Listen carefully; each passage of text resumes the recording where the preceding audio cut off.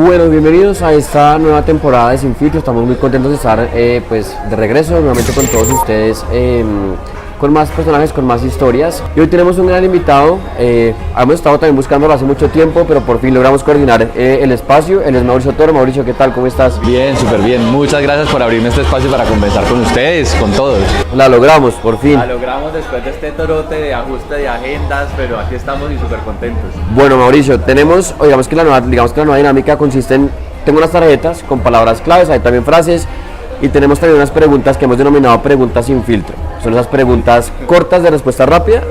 Tú, la intención, puedes hablar un poco en general, digamos que de varios temas. De una, vale. ¿De una? Preparado, listo. Quisiera arrancar por esta primera tarjeta, que es una frase que es tuya y que más me da mucho la atención, que dice: si los políticos no pudieron ser ciudadanos, nos tocó a los ciudadanos ser políticos.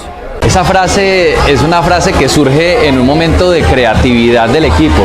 Resulta que estábamos conversando alrededor de esa apuesta que nosotros queríamos por transformar la ciudad y el país, y éramos muchos trabajando desde un desconocimiento de cómo se hace la política, sino con una intención de ser lo que nosotros llamábamos unos insiders de la política, tratar de hacer lo que nunca nadie había hecho por nosotros, y empezamos a hablar de que muchos no nos sentíamos representados por quienes estaban hoy en el Congreso, y entonces empezamos a hablar, oiga, ¿cómo nos definimos?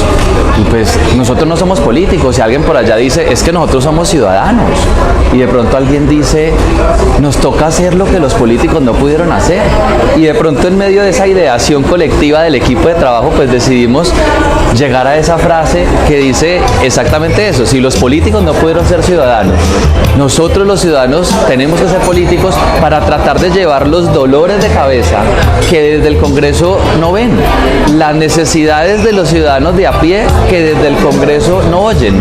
Y entonces esa fue la frase de campaña que nos salió del alma y del corazón después de una jornada a altas horas de la noche, en esta frustración de uno querer llegar a transformar el país viendo una maquinaria imbatible de alguna manera, y pues nos ayudó mucho a representar ese sentimiento ciudadano. Mauricio, además, para quienes no saben, pues es politólogo de la Javeriana y además también tiene empresas. Se ha dedicado también al tema del emprendimiento y le arrancó pues el tema de la política. ¿Por qué pasar del tema del negocio, de la empresa privada, a meterse a la política? Eso fue una pregunta que en algún momento surge de otra sentada tomándonos un café y comiéndonos algo con unos amigos míos, y empezamos a preguntarnos cómo los emprendedores podíamos lograr mejores condiciones para generar empleo y empresa en Colombia. Para quienes queremos emprender en Colombia nuestro negocio, nuestra empresa, tenemos unas dificultades legales y unas barreras que nos hace difícil crecer nuestras empresas como quisiéramos. Y pensando, un día empezamos a criticar, que es que los impuestos son altísimos, que el apoyo del gobierno es bajo, que no hay fondos de inversión, que no hay acceso a crédito, que un banco no nos presta a no ser de que demostremos que no necesitamos la plata. Y en medio de esto yo le digo a ese equipo de personas: hagamos algo por cambiar la política, por cambiar la ley, para que nos miren a nosotros los emprendedores que generamos muchas oportunidades. Busquemos a quien apoyemos a alguien, empecemos a hacer política, metámonos a ser activos, porque si nosotros no hacemos algo por nosotros, nadie lo va a hacer. Seamos nosotros mismos los emprendedores y los jóvenes los que exijamos los cambios. Busquemos a quién vamos a apoyar. Y empezamos en esa tarea de a quién queríamos llevar para que llevara como esas necesidades, pero no nos sentíamos como representados. Y un día en otra reunión, porque todo se fragua en sentadas tomando café, hablando, de pronto unas cervezas, o de pronto no, con cervezas, entonces alguien dice, pues oiga, pues usted es el que ha puesto esta vaina aquí a pensar a todo el mundo, pues ¿por qué no le hace usted? Usted ya estuvo trabajando en el Ejecutivo y decidió dejar su empresa, vender todo para irse a generar políticas públicas, pues ahora hágalo usted y nosotros lo apoyamos, intentémoslo, como los emprendedores. Lo peor que puede pasar es que no pase nada, que usted recoja sus cosas y se vaya. Y entonces decidí lanzarme a hacer esa intentona, desprendiéndome de algo muy bonito, y es tener que vender todo para dedicarse a esto, pero por el futuro no solamente de mis generaciones, sino de todos. Y precisamente sale aquí 20 de julio, después de una campaña muy larga y haber trabajado también mucho con el partido Alianza Verde, pues Mauricio fue elegido como representante a la Cámara por Bogotá. ¿Está listo para llegar al Congreso? Para trabajar con toda esa gente, con todo lo que viene. Listo, con unas ganas enormes, no puedo decir que con una incertidumbre, porque cuando uno viene del mundo empresarial, del mundo del emprendimiento, de otro mundo, entrar a entender esas dinámicas pues no es una tarea fácil, porque es que la política funciona completamente diferente, distinto, pero también con la fe de que nosotros podemos lograr hacer un cambio en la política, que nosotros podemos lograr llevar nuevas prácticas con una visión empresarial, es decir, esto tiene que hacerse en beneficio de todos, no de unos pocos. Entonces estoy como a la expectativa de que va a pasar el 20 con muchas ideas de lo que tenemos que hacer. Hablas también de esto y es no más aviones. Sí. Definitivamente hay mucho avión en este mundo de la política en general. En todo, o sea, nos llenamos de aviones, o sea, nos llenamos del avión que se salta en la fila, nos llenamos del avión que quiere coger el camino corto, nos llenamos del avión que no quiere ser legal porque no está dispuesto a competir en justas proporciones, nos llenamos del avión que quiere llegar al sector político a ver qué encuentra en vez de ser un servidor público, porque es que uno va al servicio de lo público, y empezamos a llenarnos de aviones y entonces ustedes ven que Colombia se cartelizó, o sea, encuentra uno que el cartel de la hemofilia, que el cartel del azúcar, de los cuadernos, del cemento, del hierro. Yo hace poquito me senté a hacer, en un momento de reflexión que tuve, un listado de los carteles de los últimos 10 años en Colombia y son más de 50. O sea, aviones hasta del sector privado, porque lo que es el cemento, el papel higiénico, los cleaners, los pañales, son los privados ya dándoselos de aviones, y entonces dijimos, no más aviones. Y por eso el volante de nosotros, la publicidad, no era un volante cualquiera que repartíamos en la calle, sino que era un avión que le entregábamos a la gente en la calle, y ese avión decía no más aviones. Entonces yo entregaba en la calle, señora, no más aviones, y la gente quedaba como, ¿qué es eso? Y yo, no más aviones, y cuando abrían el volante decía no más aviones en la política, queremos una política diferente. Eso nos ayudó mucho. Propuestas, digamos así como concretas, o las que más, digamos, o en las que más quieren trabajar, ¿cuáles serían? Vamos a trabajar por 3 ejes muy importantes. El primero, el apoyo y los incentivos tributarios para los emprendedores, financiación, acceso a crédito para todos los que quieren crear empresa o crecer sus empresas. El segundo y muy importante es la reforma estructural al ICETEX. Hay muchas personas que salen con una deuda a 15 años, a 7 años, a 9 años, pagando hasta 3 o 4 veces más de lo que pidieron prestado solo por estudiar. En Colombia la gente a veces estudia lo que le toca y no lo que quiere, y eso también dificulta que haya más emprendedores. Hay gente que quiere salir a emprender, pero uno con una deuda tiene que salir a emplearse en lo que sea, 7 años mientras paga la deuda. Entonces vamos a hacer una reforma a lo que es el sistema de la financiación de la educación superior en Colombia, para que además la cifra hoy, solo 3 de cada 10 colombianos que se gradúan pueden entrar a la universidad, 1,5 a la pública y 1,5 a la privada. ¿Qué vamos a hacer para que sean 10 de cada 10? Esa es una de las tareas importantes como segundo. Y la tercera, muy importante, innovación en el sector público para la lucha anticorrupción. Cómo nosotros logramos que tecnologías como el blockchain empiecen a insertarse en el Estado de tal manera que esos 50 billones que se dan en corrupción no se vayan, y empezamos por todos los colados del CISBEN, por esos pacientes fantasmas que no existen y recogen medicamentos en 3 departamentos y nos cuesta mucho. Entonces, educación, emprendimiento e innovación, que creemos que es la clave para tener más desarrollo.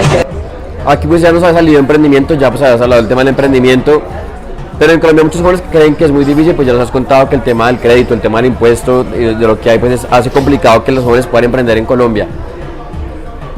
¿Qué otros, digamos, que factores impiden que haya un buen emprendimiento en este país?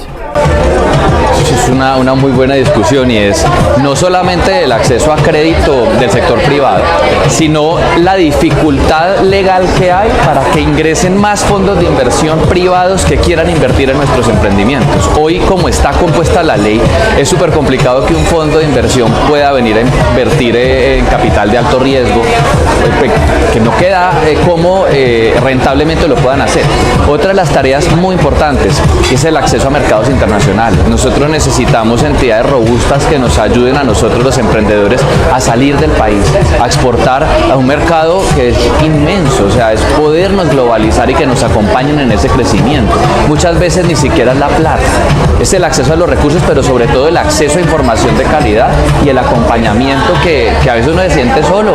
Uno empieza a emprender emprender y uno dice, ¿qué hago? ¿A dónde voy? ¿Quién me ayuda? ¿Quién me colabora? Yo no sé exportar. Empecemos por el tema de que uno a veces no sabe, quiere llevar su producto y tiene que hacer 76.000 cosas para poder sacar el producto y no hay quien le eche una mano. Entonces es cómo el Estado puede ser ese dinamizador de esas condiciones dentro de muchos retos más. De pronto, no sé, capacitaciones o algo también está como pensado. Formación, fortalecer las entidades hoy de apoyo al emprendimiento que tienen escasos recursos. Entidades como Impulsa, por ejemplo, que trabaja con las uñas. Yo admiro a los que han sido gerentes de Impulsa porque es tratar de hacer con un poquito de plata muchas cosas y pues eso es increíble. Les voy a contar una anécdota que a mí me impactó muchísimo cuando estuve gerente de Impulsa. Nos fuimos para un evento donde se reunían en México todas las agencias de emprendimiento de América Latina. Entonces estaba Corfo de Chile, INADEM de México, Impulsa de Colombia y había que presentarse cuál es su nombre, la entidad, el país y el presupuesto. ¡Pum! Sale México. Hola, aquí me llamo Pepito Pérez, soy de INADEM y el presupuesto es $200 millones. Me llamo Pepita Pérez, yo soy de Corfo, Chile, y el presupuesto para invertir en emprendimientos es de $180 millones. Y yo decía, qué boleta, ahora yo tengo que decir que mi nombre es Mauricio Toro, gerente de Impulsa, y que el presupuesto no supera los $10 millones, con un país doble de tamaño del de Chile en población. Entonces la pregunta es, ¿qué vamos a hacer para fortalecer a esas entidades que ya existen y a los privados que ofrecen servicios para los ciudadanos que quieren emprender, de tal manera que hayamos más emprendedores? Un emprendedor genera mucho empleo, el 96% del empleo de este país es generado por emprendedores que tienen 3, 4, 5, 6 empleados hasta 300. Esa es la tarea. Esa es la tarea. Acá hay otra fecha y es 27 de mayo, que será pues por lo pronto la primera, se me fue la palabra, la primera, perdí la frase. ¿Cuál será? El 27 de mayo. Es la primera vuelta presidencial. Primera vuelta presidencial, gracias, sí, estaba hablando de cuál era el nombre. ¿Cómo ve el tema y la contienda electoral ahorita? Pues con mucha fe de que mi candidato, que es Fajardo, pues pueda salir adelante en estas elecciones. Estamos trabajando súper duro. Yo he tratado de hablar con todos los emprendedores que he podido, con los empresarios, con los docentes, sobre la apuesta que yo considero puede ayudarnos a crecer. No solamente por la lucha anticorrupción que necesitamos enarbolar para que podamos utilizar los 50 billones de pesos en inversiones en educación y emprendimiento, sino por la visión de país a futuro. Es por esa visión a largo plazo de planeación donde nosotros podamos tener como emprendedores, yo soy profesor, como educadores, pero también como estudiantes, ese país que queremos. Yo no quiero vivir más en el país que nos dejaron, ni estoy dispuesto a vivir en el país que nos dejaron. Yo estoy dispuesto a construir el país que queremos y para eso, desde mi punto de vista, Sergio Fajardo es la mejor opción, porque tiene clarísimos cuáles son las propuestas para poder aumentar el presupuesto de inversión en educación, porque un país que es educado es un país donde la gente pudiendo robar no roba, porque un país que es educado es un país competitivo y para eso necesitamos triplicar el ingreso que tienen las universidades públicas para recibir más estudiantes, la calidad de la educación superior, los salarios de los profesores tienen que ser acordes a los estudios y a la formación que tienen y a la calidad que tienen que tener, por un lado, y por segundo, el tema de la inversión y el desarrollo de políticas que nos permitan crecer. Así que yo espero que en esa primera vuelta pasemos sobrados y que sea solo una, y si no es solo una, pues que vayamos a segunda vuelta con toda la energía. Ese día yo creo que voy a estar más nervioso incluso que en la elección mía. Antes de seguir con más tarjeticas de estas, tengo entendido que también para ser politólogo había también la intención de estudiar periodismo o derecho. Sí. ¿Qué te atrae de esas dos carreras? ¿De dónde sacó ese dato tan bueno? ¿Qué investigación? Sí, yo quería estudiar periodismo, después empecé a decir, pero el derecho me apasiona y para mí ciencia política representó esa mezcla entre lo que el derecho hace desde lo público y lo que desde la comunicación se podía hacer, y escogí esta carrera que particularmente no ejercí mucho mis primeros años de vida porque me dediqué a emprender. Yo primero trabajé en una entidad que hacía innovación en municipios y me dediqué a la innovación, al emprendimiento, pero me abrió un camino muy interesante y fue que me enseñó a hablar en público, cosa para la que no era bueno y que hoy me ayudó mucho en ese ejercicio, pero eso fue una decisión súper compleja porque además yo empecé estudiando ingeniería civil. Yo hice 4 semestres de ingeniería civil en la Javeriana de Cali y ahí me retiré porque definitivamente no soy muy hábil con los números, esa tarea no es la mía. Miedos de pronto que hayan en este momento. ¿Miedos de qué tipo? No sé si personales o de pronto de lo que espera y de lo que viene a futuro, de este trabajo tan pesado pues que viene. Miedos a que retrocedamos como país, o sea, miedo me da a mí de que este país que ha venido avanzando de alguna manera, gracias a iniciativas privadas y de algunos que han venido haciendo bien la tarea, llegue un nuevo gobierno que nos haga retroceder lo que tanto hemos avanzado. Eso a mí me trasnocha. Miedo a que nosotros no logremos lo que queremos transformando esa política. Porque entra uno en un mundo súper complejo, o sea, el mundo de la política es un mundo lleno de intrínculis y lleno de traspiés que va a ser como una maratón y no deja de darle a uno miedo a todo lo que se va a enfrentar, pero el valor de esos 20.000 votos que están atrás son los que me dan la energía para continuar y decir, esto no nos va a quedar grande. Eso es lo que a mí hoy me trasnocha, el miedo a que hayan más personas cada día que no entran a estudiar y que nos hacen un país subdesarrollado. El miedo a que tengamos los emprendedores más dificultades para sacar nuestras empresas adelante, a que las oportunidades de pensionarnos sean cada vez más lejanas. A mí eso me trasnocha porque yo digo, hombre, nosotros y nuestros padres han hecho un aporte muy grande a este país como para nosotros no tener el derecho a pensionarnos.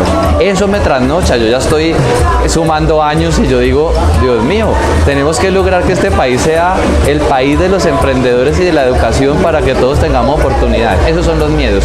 Y miedos personales, yo no puedo ver una culebra. No puedo ver una culebra. Es una cosa, vea, ni siquiera en televisión.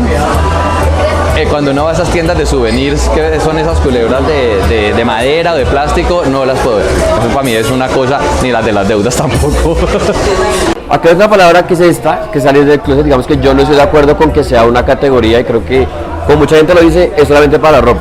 Sí. No es para nada más porque finalmente digamos que eso no cambia ningún tema de las personas, pero abiertamente fue uno de los primeros que decidió decirlo y así aspiró al Congreso. Sí. Como usted hay mucha gente que lo ha hecho y que de pronto ha visto como frustrada su carrera por haber declarado abiertamente su orientación sexual.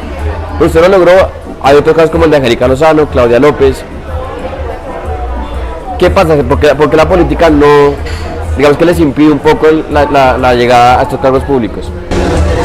Todavía seguimos siendo un país muy conservador, un país que no ha entendido que no podemos seguir teniendo ciudadanos de primera y segunda categoría. Todos tenemos los mismos derechos, todos tenemos las mismas oportunidades, todos tenemos derecho a acceder y a disfrutar de nuestra individualidad. Y eso hace que para muchos sea difícil.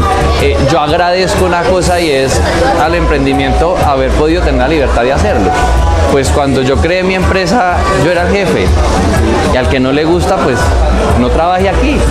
Y empecé a decir y a hablar de quién era yo, porque empieza el cuento de, yo de una, porque en la medida en la que uno salga con orgullo, en la medida en que uno se muestra como es, como una persona trabajadora, como un emprendedor, como un hermano, como un hijo, como un amigo, pues eso deja de parecerle extraño a muchos y empiezan a decir, oiga, está bien, es normal. Y a mí me facilitó el hecho de ser mi propio jefe y con mis socios pues siempre lo tuve claro. Entonces eso facilitó la tarea. Luego cuando yo entro al ejecutivo, lo primero que digo es, yo tengo tanta tranquilidad y estoy tan seguro que el emprendimiento es mi camino que si yo lo digo a nadie le gusta y me tengo que ir, pues me voy.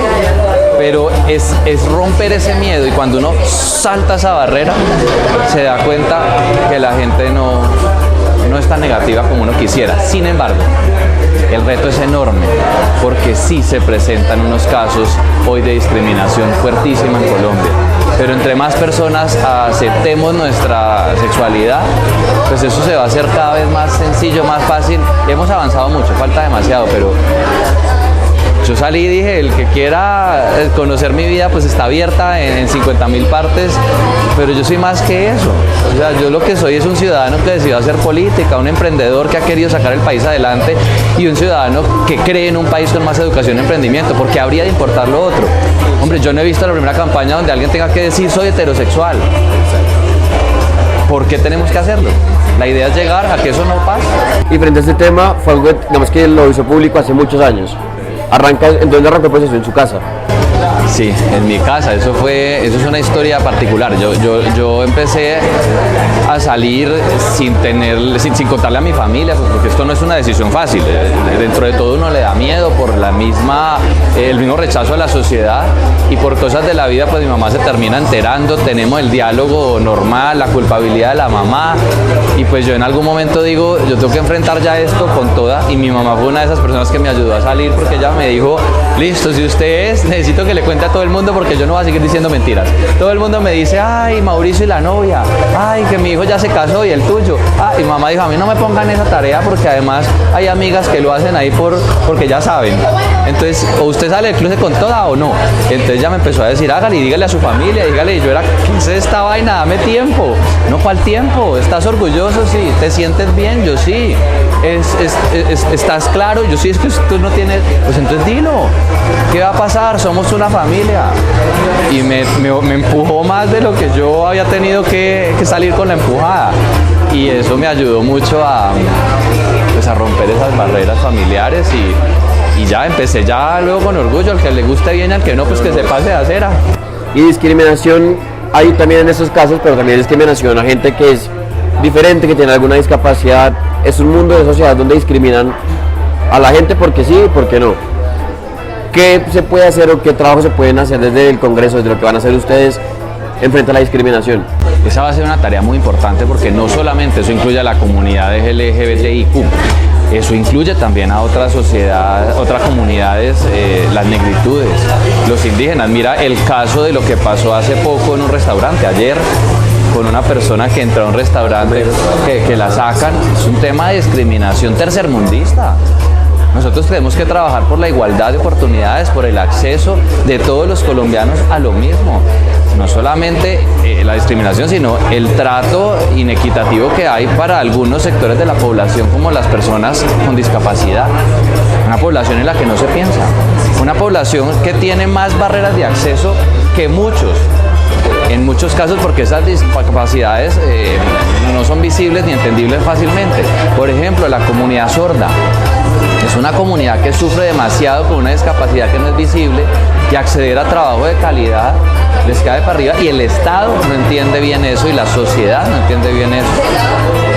Hace poco estuve en una conferencia, esta es otra anécdota que me impactó muchísimo, y en esa conferencia íbamos a hablar de personas con discapacidad. Y sale una conferencista, imagínense ustedes un auditorio de 1000 personas, sale una persona a hablar, la presentan y la persona se queda callada un minuto. Un minuto en el que no pasa nada. La gente que estaba se sentía en coma, uno se siente incómodo y uno dice, y luego ella sale y dice, mi nombre es tal y yo soy, con su traductor al lado, sorda. Esa incomodidad que ustedes sintieron un minuto, yo la siento las 24 horas del día, porque a mí nadie me entiende mis necesidades y el Estado no está preparado para mí. Son preguntas que uno se hace, todavía falta mucho en derechos, en igualdad, pero sobre todo en inclusión. ¿Cómo es la sociedad hoy en día? La sociedad colombiana. Sí. Hay dos cosas, la sociedad ha venido cambiando demasiado, la sociedad ha venido evolucionando y ha venido dando un cambio para la aceptación de la diferencia, pero sobre todo se han ido pellizcando sobre los cambios que hay. Pero también veo una preocupación, y es la pasividad frente a lo que pasa en el país.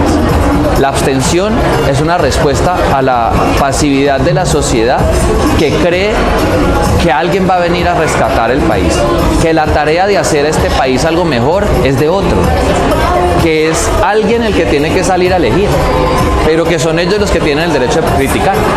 Yo no puedo criticar si yo no hice nada por cambiar esto.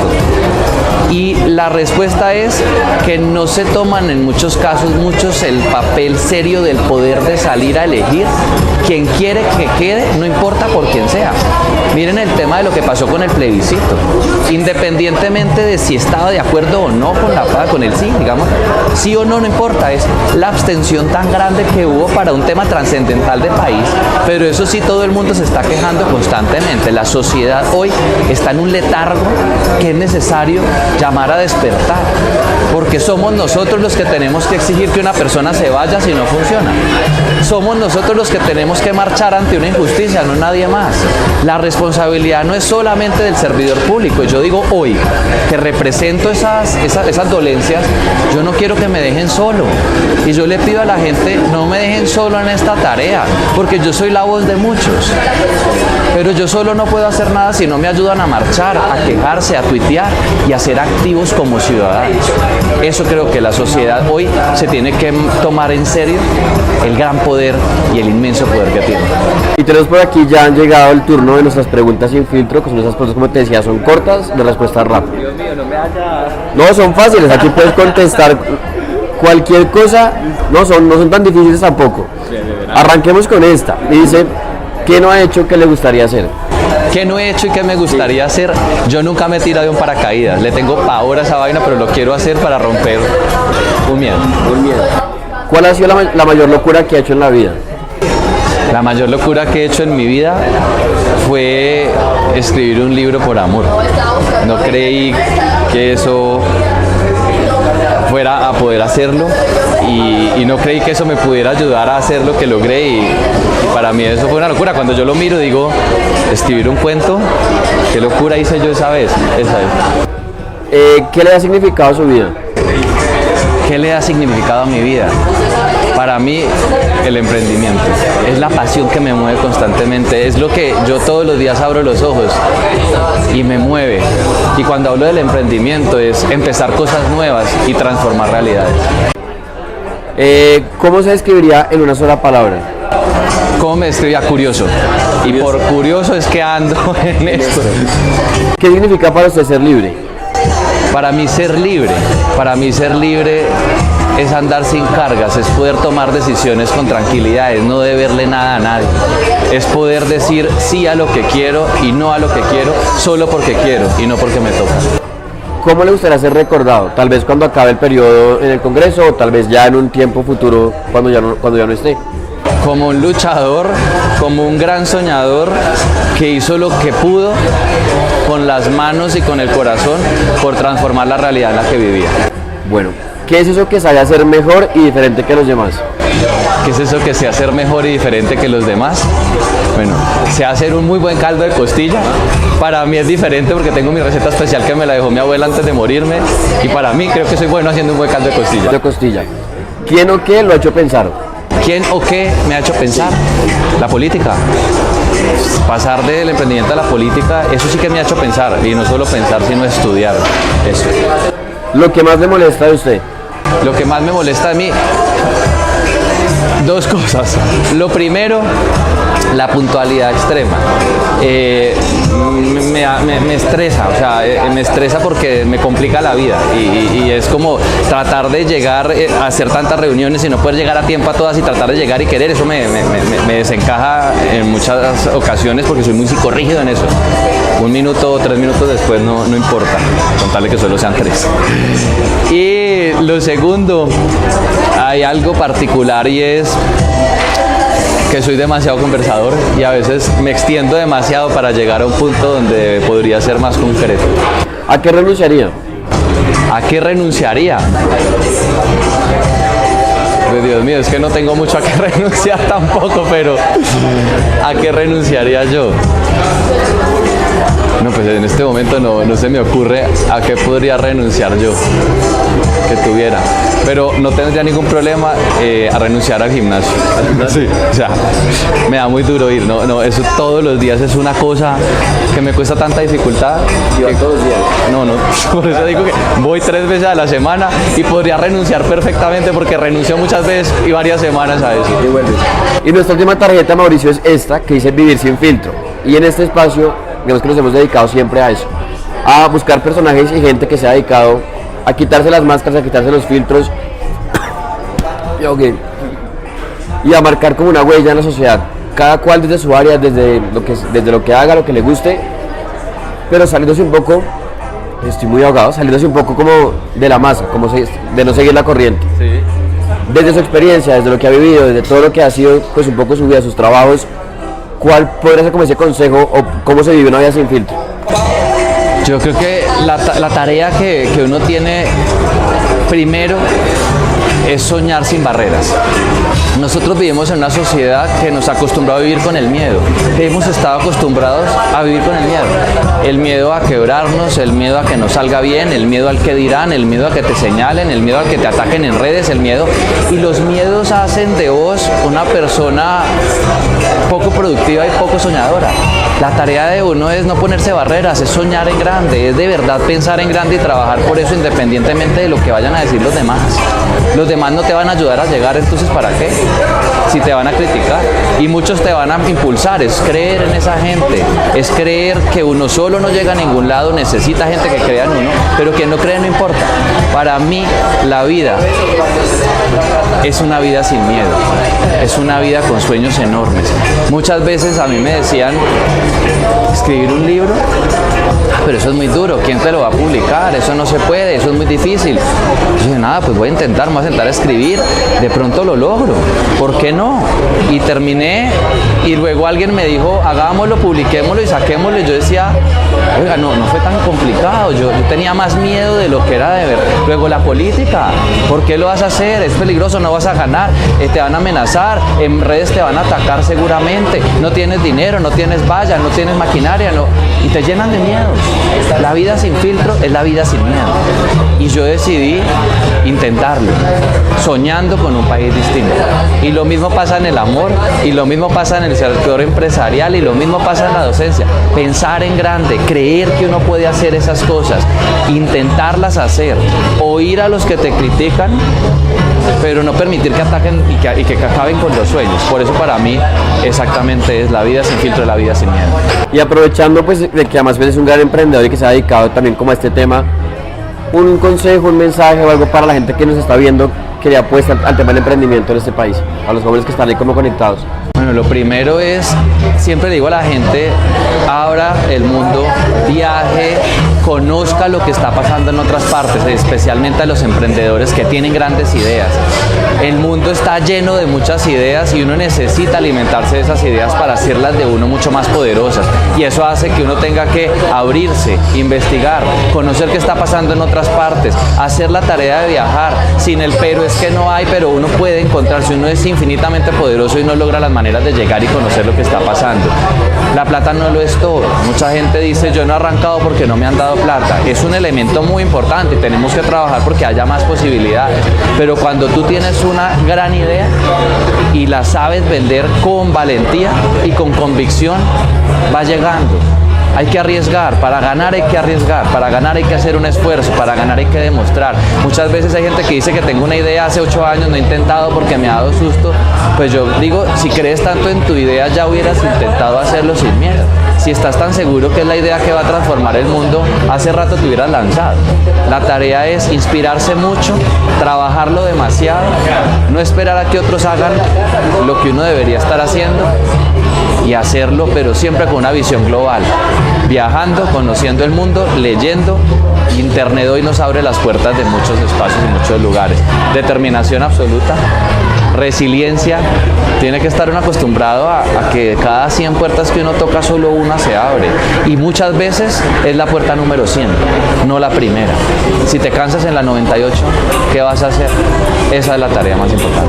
Pues Mauricio, muchísimas gracias por habernos regalado un poco de tu tiempo para conversar un poco de muchos temas. ¿Algún mensaje final que quisieras dejar? Decirles que sigan viendo el contenido, que está muy chévere. Ahorita estábamos hablando, no se lo pierdan, hay más videos súper bacanos que pueden ver, entrevistas de todo tipo. Este man trabaja demasiado sacando adelante contenido de gente increíble que yo admiro mucho y está puesto ahí en ese canal, y siempre diciéndole a la gente, nadie va a hacer nada por ustedes si no son ustedes mismos los que pueden hacer algo por el país. Entonces siempre piensen qué más pueden hacer por ese país en el que quieren vivir, pero sobre todo nunca tengan miedo de intentar cosas nuevas. No permitan que el miedo se apropie de de ustedes porque eso lo hace a uno retroceder antes que avanzar. Nada pasa, nunca uno pasa del suelo, nunca. Y si pasa uno del suelo es porque estaba ya destinado a pasar de ahí. Entonces gócense siempre las cosas que quieren hacer y sigan viendo el contenido que está súper chévere de Sin Filtro. Pues Mauricio, muchas gracias nuevamente, mucha suerte también a partir de este 20. Del 20 de julio arrancamos, el 20 de julio y mucha suerte el 27 de mayo para las elecciones, no se les olvide, Fajardo presidente. Ahí les vamos a dejar en todas las redes sociales de Mauricio para que también lo sigan, para que estén pendientes de todo lo que va a comenzar a hacer y de todo lo que ha hecho también en esta carrera. Y a ustedes también gracias por conectarse, recuerden que estamos todas las semanas con más contenido, así que nos vemos la semana entrante con un invitado más en esto que es Sin Filtro. Un abrazo, chao a todos.